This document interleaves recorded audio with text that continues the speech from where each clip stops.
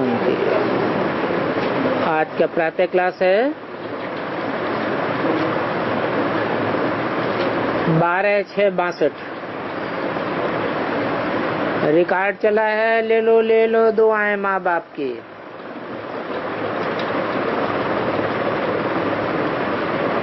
बच्चों को मंत्र देने का अर्थ तो सुनाया है।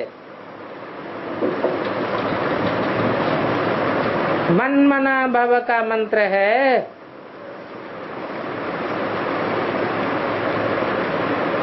तीन शब्द हैं, मत मना भव। तीनों को मिलाने से बनता है मत मना मन मना भव।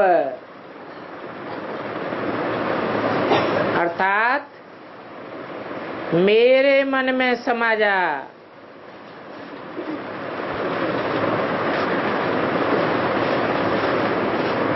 परमपिता परमात्मा, जिसको भारतवासी गाते हैं, तुम माता पिता हम बालक तेरे, त्वमेव माता च पिता त्वमेव। ये सिर्फ एक परमपिता परमात्मा को ही कहा जाता है। ऐसे तो नहीं है कि लौकिक घर में बाप को बच्चे कहेंगे तुमेव माता च पिता। घर में बैठ करके तो ये महिमा नहीं करेंगे। मंदिरों में जाते हैं तो ये महिमा करते हैं। जिसकी यादगार में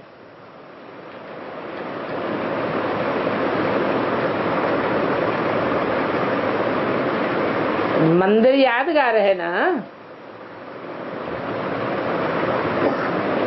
तो जिसने भारत को स्वर्ग बनाया,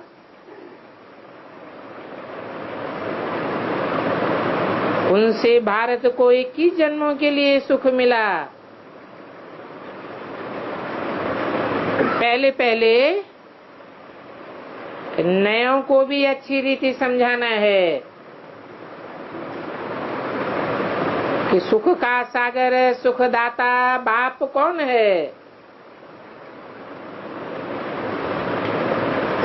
तुमको बहुत कहते हैं घर बार क्यों छोड़ते हो, परंतु नहीं, अपना कोई घर बार छोड़ने की बात नहीं है। हम तो प्रवृत्ति मार्ग के पक्के हैं। हमने हद के घर बार को छोड़ा तो बेहद के घर बार को पकड़ लिया। बेहद का माता पिता हमको मिला है। तुम हद में जाकर के क्या करेंगे? हमारी बेहद की प्रवृत्ति है, बेहद के माता पिता हैं। वो निवृत्ति मार्ग वाले सन्यासी लोग तो वैराग दिलाते हैं, कहते हैं स्त्री नागिन है अथवा ये कागविष्टा समान सुख है। यहाँ तो हद से भी वैराग दिलाने की कोई बात नहीं है। बाबा ने समझाया है सन्यास भी दो प्रकार का है। एक तो सन्यास है वैराग मार्ग वालों का, कहते हैं ना ज्ञान भक्ति और वैराग। अर्थात ज्ञान मिलता है तो भक्ति के कर्म कांडों से, अंधश्रद्धा की बातों से वैराग आ जाता है। तो ये तीन अक्षर हैं, ज्ञान भक्ति वैराग। अभी ज्ञान और भक्ति है सन्यास के लिए। ज्ञान तो अभी ही मिलता है। ज्ञान एक बाप बेहद से आता है। हमारा दूसरे धर्म वालों से भी ताल्लुक नहीं है। जैसे क्राइस्ट की नॉलेज क्रिश्चियंस को मिलती है, परंतु ये नॉलेज तो भारतवासियों के लिए है। तुम बच्चों को ये नॉलेज मिलती है जिससे तुम देवी देवता बनते हो। तो डीटीज्म धर्म की स्थापना भी फिर से हो रही है। कलयुग के बाद होता है सतयुग। जैसे रात के बाद दिन होता है तो कहेंगे कलयुग है अंधियारी रात और सतयुग है सवेरा। सतयुग में भारत में सभी पवित्र थे और अभी कलयुग में सभी अपवित्र हैं। सिर्फ सन्यासी घर बार छोड़ते हैं, उनका रजोगुणी सन्यास कहा जाता है।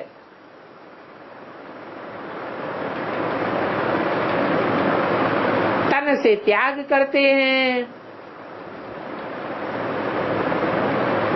परंतु मन से त्याग तो नहीं होता। तो ड्रामा में उस रजो प्रधान सन्यास की भी नूद है।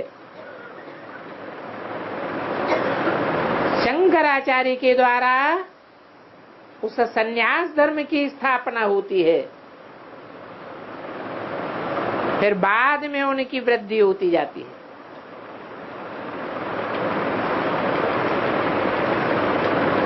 भारतवासियों का सतयुग आदि में था लक्ष्मी नारायण का राज्य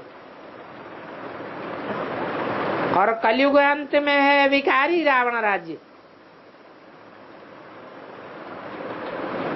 तो वो सतयुग में निर्विकारी और ये विकारी।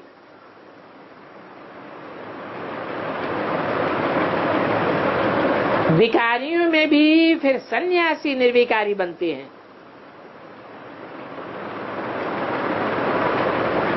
क्योंकि घर बार छोड़ करके सन्यास करते हैं।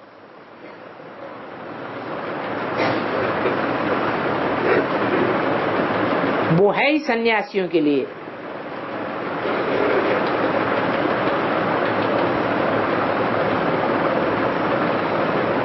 ऐसे नहीं, गृहस्थी जो गुरु बनाते हैं तो वो गृहस्थी कोई पवित्र होते हैं। ऐसे तो बहुत ढेर के ढेर उनके फॉलोअर्स हैं जो सिर्फ फॉलोअर्स कहाते हैं परंतु खुद कफनी नहीं पहनते, सन्यास तो करते नहीं है, रहते तो गृहस्थी की कीचड़ में ही है। तो सभी थोड़े ही सन्यासी बनते हैं, सभी थोड़े ही पवित्र बनते हैं। सिर्फ कह देते हैं कि हम फलाने गुरु के फॉलोअर्स हैं और ये ढेर के ढेर गुरु हैं, परंतु वो सभी गुरु हैं पतित। कलयुग है ही पतितों की दुनिया और सतयुग है पावन दुनिया। वहां स्त्री और पुरुष दोनों पवित्र रहते हैं। तो कहते हैं घर बार क्यों छोड़ते हो? बोलो, सन्यासी क्यों छोड़ते हैं?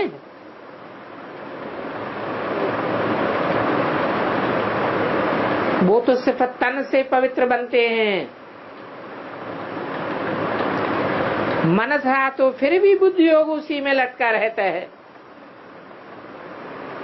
बुद्धि कोई विकारों को थोड़ी ही छोड़ती है। यहाँ तो हम विकारों का त्याग करते हैं। देवताओं की पवित्र राजधानी स्थापन होती है तो तुम बच्चों को माँ बाप की दुआएं मिलती हैं, उन दुआओं के कारण तुमको 21 जन्मों का सुख मिलता है। राजयोग और इस सहज ज्ञान से माया पर जीत पहनते हो। हद के संन्यास की बात ही नहीं। बाप आकर के माया पर जीत पहन जगत जीत बनाते हैं। बाप को खुद आना पड़ता है, ऐसे नहीं कि ब्रह्मा में आकर के ज्ञान सुना करके चले जाते हैं, फिर तुम अपने आप जगत जीत बनते रहते हो। नहीं, मैं जगत जीत बनाने के लिए खुद आता हूं, माया पर जीत पहनाता हूं। भारतवासियों का देवी देवता धर्म महान पवित्र धर्म था। अभी तुम ब्राह्मण बनते हो, फिर क्षत्रिय, वैश्य, शूद्र बनेंगे। अभी तो ब्राह्मण ही बनना है। तो अभी तुम जानते हो सन्यास में घर बार सभी छोड़ते हैं। वो ऐसे कभी नहीं कहेंगे कि तुम एवर वेल्दी बनेंगे।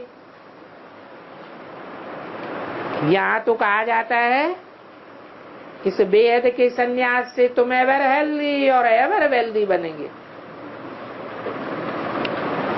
आजकल तो वो सन्यासी भी अंदर घुस पड़े हैं, माताओं से भी अपने चरण धुलवाते हैं, अपने चरण दबाते हैं। भगवान ने तो खुद आए द्रौपदी के चरण दबाए, ये फिर माताओं से अपने चरण दबाते हैं। बाबा कहते हैं तुम माताएं तो वैसे ही बहुत थकी हुई हो, आधा कल्प भक्ति में तुमने धक्के खाए हैं, कितना थक गए हो।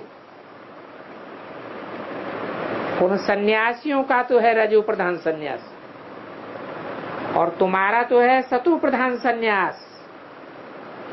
सारी दुनिया को बुद्धि योग से त्याग करते हो। तुम सत्य धाम में जाने वाले हो, फिर सतयुग में जाएंगे।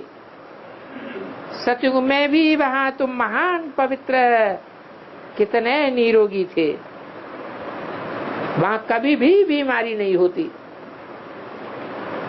स्वर्ग तो देखो फिर क्या है, भारत की आयु एवरेज 150 वर्ष थी, तो योग से आयु बढ़ जाती है। अभी बाप कहते हैं मुझे परमपिता परमात्मा को याद करो, तो तुम्हारे सारे विकर्म विनाश होंगे। मेरे को याद करते अंतमते सुगति हो जाएगी। इसको कहा जाता है निराकार भगवानवाद। तुम निराकारी धाम में पहुंच जाएंगे। परंतु भगवान वाच निराकार करते हैं साकार के द्वारा, परंतु ये भी तो पतित है। तो तुम बच्चों को सिद्ध करके बताना है। यहाँ इस कलयुगी दुनिया में कोई भी पावन नहीं बन सकता।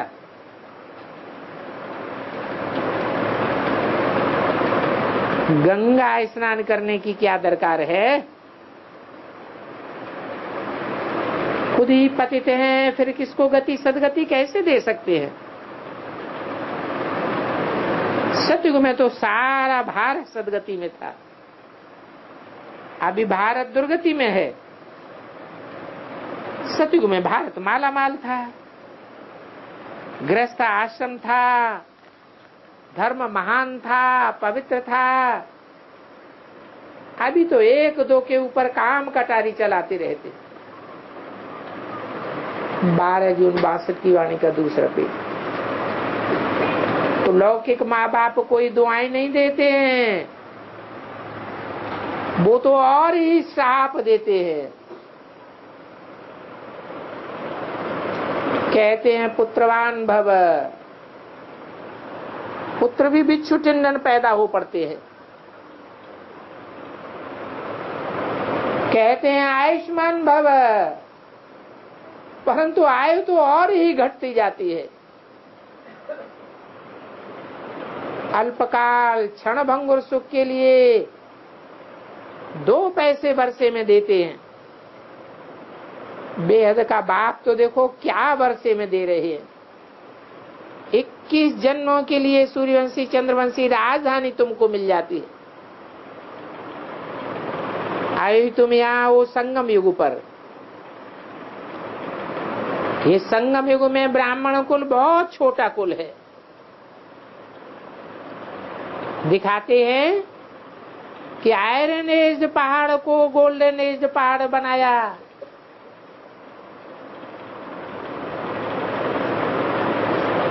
तो पहाड़ को उठाने में कोई सभी मदद थोड़ा ही करते हैं। गांधी को भी सारा भारत कोई मदद थोड़ा ही करता था। कोई जास्ती करते हैं, कोई कम करते हैं। जिन्होंने जास्ती मदद की वो आज मौज उड़ाए रहे हैं। बड़े बड़े मान मर्तबे वाले बैठ बने हैं। और ये गवर्नमेंट देखो, खटमल बन करके गवर्नमेंट प्रजा का खून चूसती रहती है। इनको कहा जाता है डेविल वर्ल्ड। देवताओं की तो डीटी वर्ल्ड थी।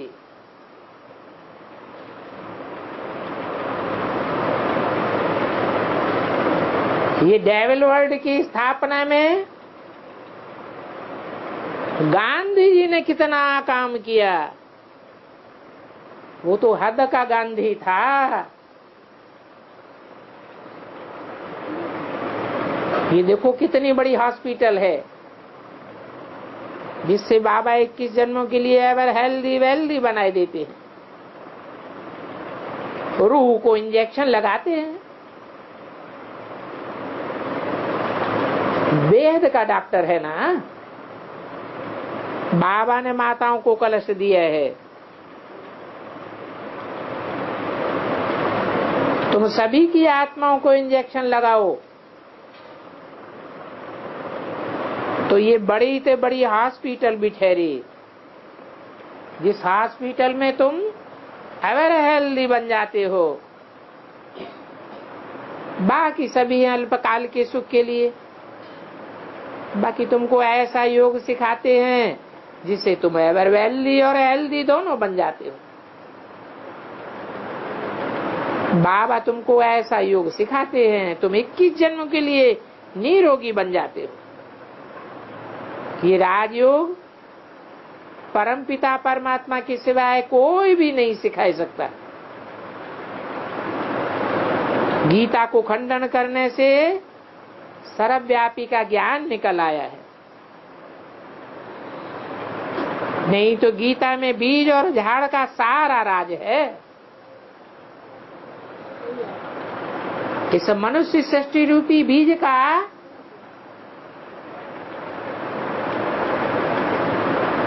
ये सारा 500 करोड़ का पसारा है। ये सृष्टि तो फिरती रहती है। जैसे वृक्ष जब पूरा होता है तो उसमें से बीज तैयार होता है। बीज से फिर झाड़ तैयार हो जाता है। तो ये सृष्टि भी फिरती रहती है। ड्रामा को भी जानना चाहिए। वो तो कह देते हैं ये सभी तुम्हारी कल्पना है। कहते हैं ये जगत बना ही नहीं, जगत तो है ही नहीं। आत्मा को निर्लेप कह देते हैं। इसलिए कहते हैं भल खूब खाओ पियो मौज करो, कुछ भी खाओ। ये सभी जीवात्माएं भगवान के रूप हैं। कहते हैं जिधर देखो तू ही तू है। अभी तुम तो जानते हो कि सबकी आत्मा अभी आयरन एज बनी है।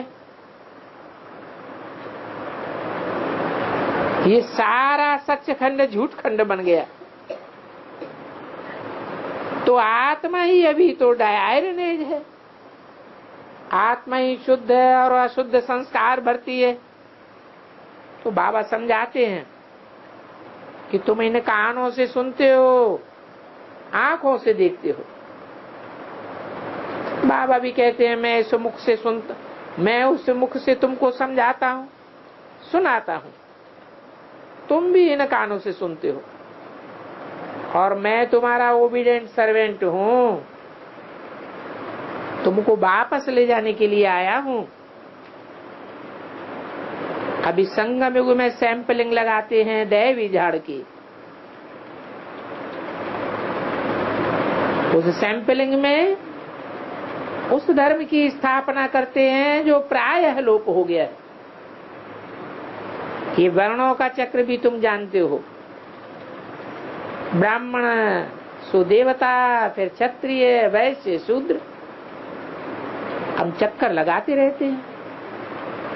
परमपिता परमात्मा कहते हैं मैं आया हुआ हूँ, ब्राह्मण धर्म की स्थापना कर रहा हूँ ब्रह्मा द्वारा। ब्राह्मणों को पढ़ाए फिर देवता बनाऊंगा, किसके द्वारा?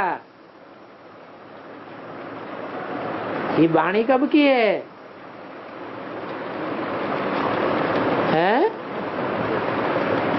वाणी तो 62 की है। उस समय तो ब्रह्मा बाबा जीवित थे ना, इसलिए बोला कि ब्रह्मा द्वारा किस धर्म की स्थापना करता हूँ? ब्राह्मण धर्म की स्थापना करता हूँ। बाद में फिर तुमको ब्राह्मण से देवता बनाऊंगा। जो देवता बनने में पास होंगे वो तो सूर्यवंशी बनेंगे, और जो फेल होंगे वो चंद्रवंशी बनेंगे। तो आकर के मैं 3 धर्मों की स्थापना करता हूँ। ब्रह्मा द्वारा ब्राह्मण धर्म की स्थापना, और ब्राह्मण से फिर शिक्षा दे करके देवता बनाता हूँ। किसके द्वारा? अरे डॉक्टर बनावेगा, इंजीनियर बनावेगा, वकील बनावेगा, तो देवता कौन बनावेगा? देवता बनाने के लिए फिर महादेव को रखा हुआ है। बनाने वाला कौन है? शिव बाबा। किसके द्वारा बनाते हैं? देवदेव महादेव के द्वारा। तो ये तीसरी मूर्ति है। माया पर जीत पहनना है, नहीं पहन सकते हो तो फिर उनको क्षत्रिय कहा जाता है। बाकी क्षत्रियों को ये बाण आदि की निशानी दे दी है। अभी तुम शूद्र से ब्राह्मण बन रहे हो, ये पहली मशीनरी है। शूद्र से ब्राह्मण बनना, फिर दूसरी मशीनरी शुरू होगी। क्या? ब्राह्मण से देवता बनना। तुम देवता बनेंगे और सभी मुक्तिधाम चले जाएंगे। अभी तुम बच्चियां कितनी सेवा करती हो, एक एक को श्रृंगारती हो, जैसे भ्रमरी का मिसाल है। तुम ये ज्ञान और योग की भू भू करती रहती हो। आज के मनुष्य बिल्कुल कीड़े मिसल बने हुए हैं। तुम बच्चे यहाँ आते हो बेहद के बाप से 21 जन्मों का सुख लेने,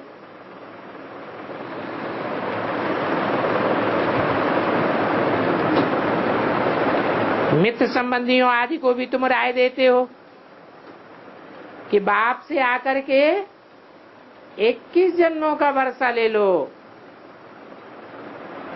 जिन्होंने कल पहले वर्षा लिया होगा, जो सिकिल्दे होंगे वो ये भी निकलेंगे। तुम भारतवासियों को पहले पहले सुख के संबंध में भेजा जाता है, फिर माया ने दुख में लाया है।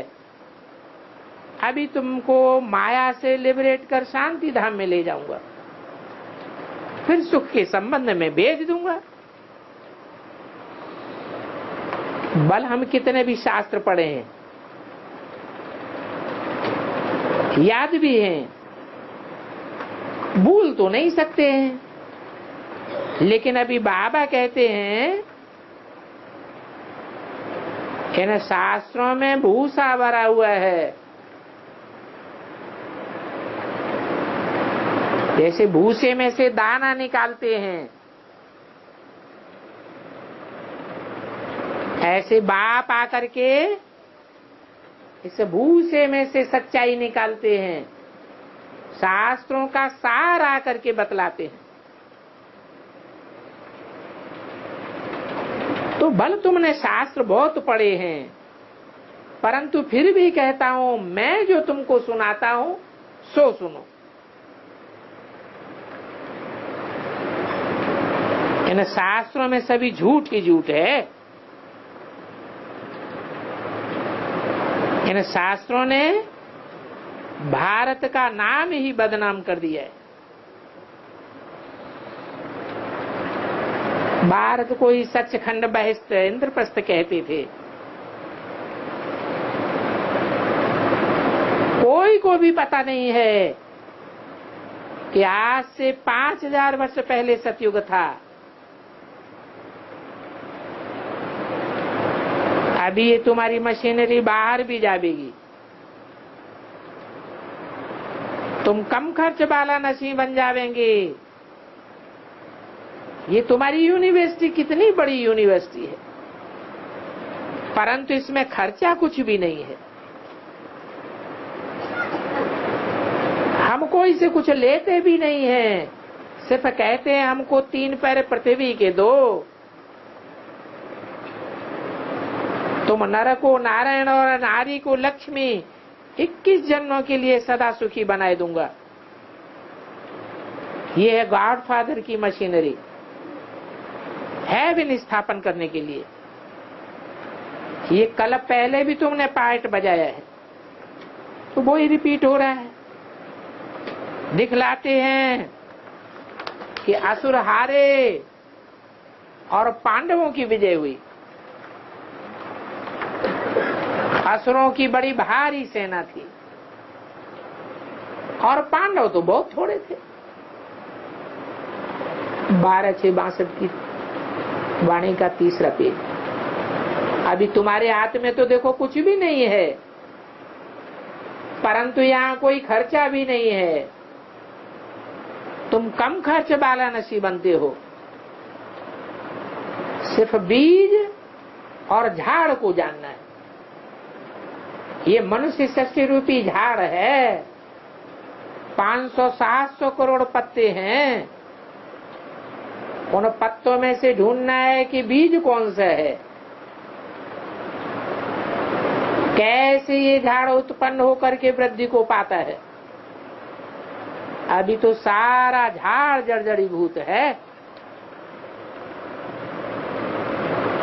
अभी तुम बच्चे आमने सामने आकर के साक्षात्कार भी करते हो, उस साक्षात्कार में भी कुछ खर्चा नहीं है।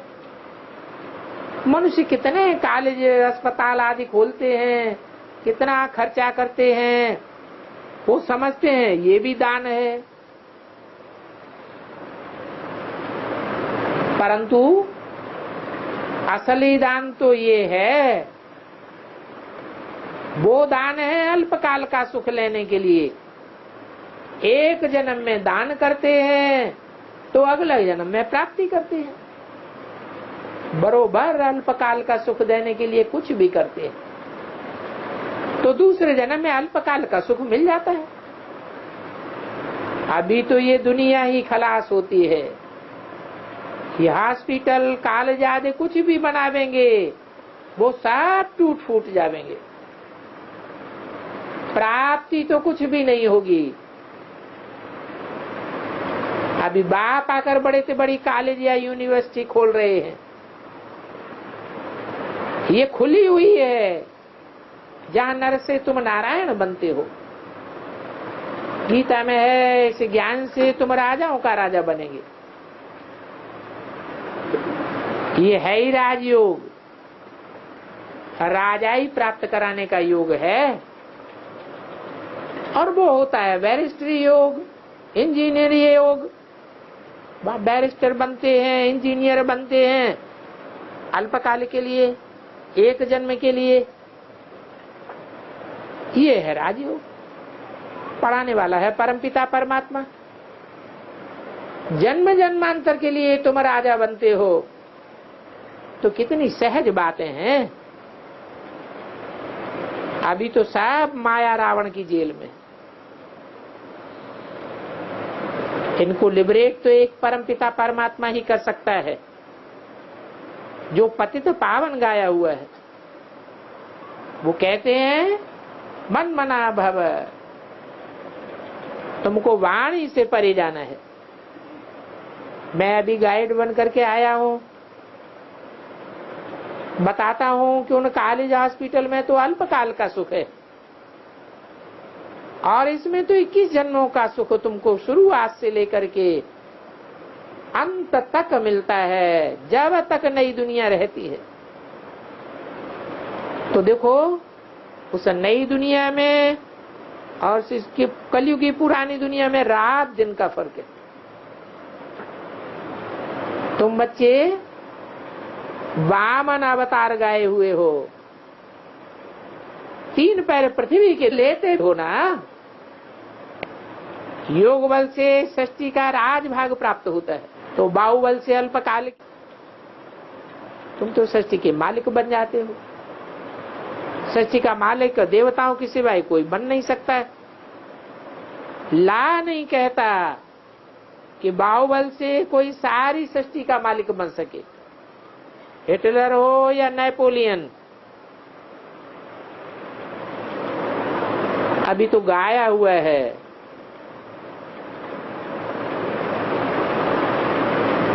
कि 2 बिल्ले लड़े, इन दोनों का आपस में बड़ा झगड़ा है,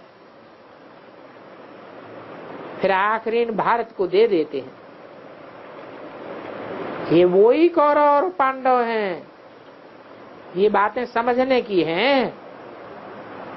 तुम्हारे लिए तो ये बातें समझना बहुत सहज है,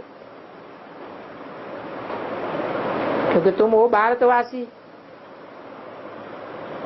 तुम राजयोगी हो। उठते बैठते ये निश्चय रहना है कि हम आत्मा हैं और ये मेरा शरीर है। हम आत्मा इमॉर्टल हैं, ये शरीर तो मॉर्टल है।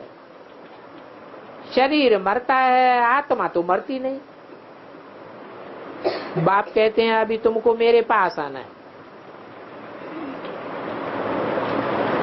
तो मेरे पास आने से पहले तुम्हारे विकर्म भी विनाश हो जाएंगे। और विकर्म विनाश होने का दूसरा और कोई तरीका नहीं है सिवाय योग बल के। योग बल कहो, याद बल कहो, योग और ज्ञान से तुम्हारे सारे विकर्म विनाश हो जाते, और तुम इससे राजाओं का राजा भी बन जाते हो। भारत कितना सुखी था, एवर हेल्दी था, एवर हेल्दी था। उन्होंने फिर भक्ति मार्ग में ये रावण आदि बैठ बनाए हैं। एक तरफ रावण राज्य दिखाते हैं, दूसरी तरफ राम राज्य भी बताए देते हैं। अब जैसी दृष्टि वैसी सृष्टि। अब रावण राज्य में राम राज्य कहां से आया? तो अभी तुम बच्चों को बेहद के बाप से आशीर्वाद मिलती है, जैसे लौकिक बाप से हद की आशीर्वाद मिलती है। परंतु जितना पढ़ेंगे उतना सुख देखेंगे। और बाबा तुमको और क्या आशीर्वाद करेंगे? बाबा तो कहते हैं आशीर्वाद अपने ऊपर करो, याद में रहने से तुम्हारे विकर्म विनाश होंगे, स्वतः ही आशीर्वाद मिलती रहेगी। बाबा कहते योग बल से तुम स्वयं पापों से मुक्त हो जाओगे। अभी तो इस दुनिया में रावण राज्य है और राम राज्य तो भगवान ही आकर के स्थापन करेंगे।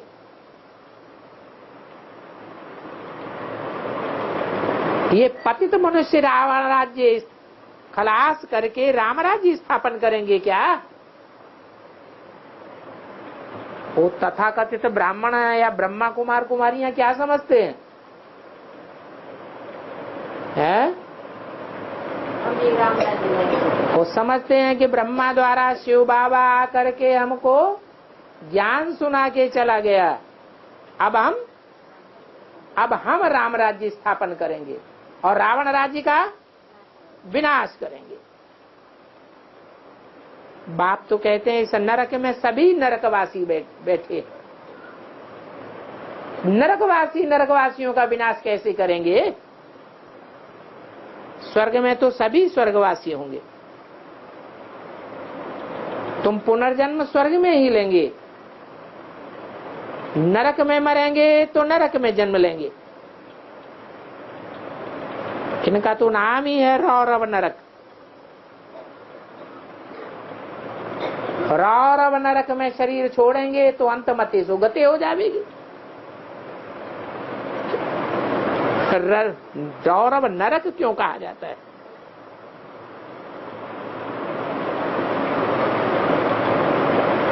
नरक जहां कीड़े मिसल रौरे आते रहते हैं, एक दो को काटते रहते हैं बिच्छू टेंडन की तरह, और यहाँ पैदा भी होते हैं बिच्छू टेंडन की तरह। ये मृत्यु लोक है जहां आदि मध्य अंत दुख पाते रहते हैं। इस लोक में है ही आदि मध्य अंत दुख। सतयुग में होता है आदि मध्य अंत सुख। बच्चे की पैदाइश भी बड़े आराम से होती है, सारा जीवन बड़े आराम से गुजरता है। इच्छा मौत होती है अंत में। अभी तुम ऐसे स्वर्ग के मालिक बन रहे हो। अभी बाबा कहते हैं कि घर में एक कमरा लेकर के ये रूहानी अस्पताल खोलो, लिख दो इस ज्ञान योग के इंजेक्शन से तुम 21 जन्मों के लिए एवर हेल्दी एवर वेल्दी बन जाएंगे। ये बहुत अच्छी मशीनरी है, इनमें खर्चा कुछ भी नहीं है, कोई तकलीफ की बात भी नहीं है। सिर्फ मुझे याद करो और सुखधाम को याद करो। परम धाम तो एक शांति धाम है, दूसरा सुख धाम है, और ये दुनिया तो दुख धाम है। तो 3 धाम है, सुख धाम, शांति धाम और दुख धाम। सुख धाम और दुख धाम में तुम शरीर लेते हो, शांति धाम में शरीर होता नहीं। अभी तो तुम देवता बनते हो, हम सो देवता बनेंगे, फिर अंत में शूद्र बनेंगे, अभी फिर हम सो देवता बनते हैं। तो ये तुम्हारा सो अहम का मंत्र है, ये अक्षर तुम्हारे लिए है, मेरे लिए नहीं है। जो वो अर्थ समझ के लगाए लेते हैं, सो अहम अर्थात मैं वही परमात्मा हूं, आत्मा सो परमात्मा, उन्होंने ये उल्टा समझ लिया। सर्वव्यापी के ज्ञान ने भारत को एकदम नास्तिक बनाई दिया।